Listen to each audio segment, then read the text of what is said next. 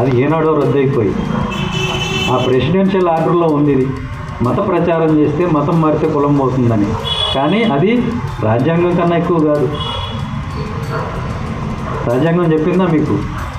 ఏదైనా మతంలో ఉంటే కులం పోతుందని రాజ్యాంగం చెప్పిందా? చూపించండి నాకు ఎక్కడుందో. కులానికి మతానికి రాజ్యాంగం ముడిపెట్టిందా? భారత రాజ్యాంగ పరిషత్తు ఆమోదించినటువంటి, భారత పార్లమెంట్ ఆమోదించినటువంటి రాజ్యాంగానికి ఎక్కువ విలువ ఉందా? లేకపోతే ఒక ప్రెసిడెన్షియల్ ఆర్డర్, తప్పుగా ఇచ్చినటువంటి ఒక ప్రెసిడెన్షియల్ ఆర్డర్, దానికి ఎక్కువ విలువ ఉందా? దాన్ని అడ్డం పెట్టుకొని ప్రతిరోజు దళిత క్రైస్తవులను వేధించడం. నువ్వే ఫోటో పెట్టుకున్నావు? నువ్వు చర్చికి వెళ్తావా? నీ క్రిస్టియన్ పేరు ఎందుకుంది?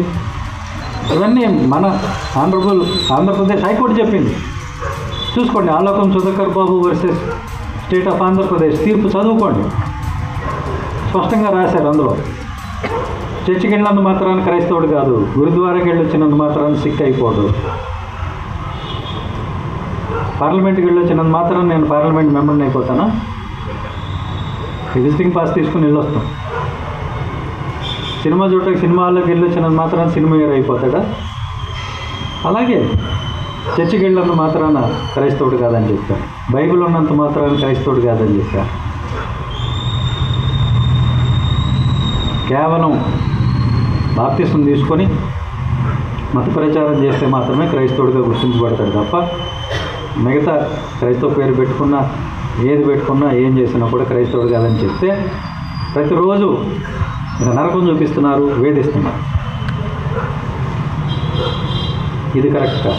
దీన్ని వెంటనే ఆపాల్సిన అవసరం ఉంది. దానికోసం ఖచ్చితంగా పోరాటం చేస్తాం. మళ్ళీ చెప్తున్నా, రాష్ట్రంలో ఉన్నటువంటి దళిత క్రైస్తవ సోదరులకు ఎక్కడ ఎలాంటి వాళ్ళ మత స్వేచ్ఛకి ఇబ్బంది కలిగినా కూడా నేను ఖచ్చితంగా అక్కడికి వచ్చి నిలబడతా.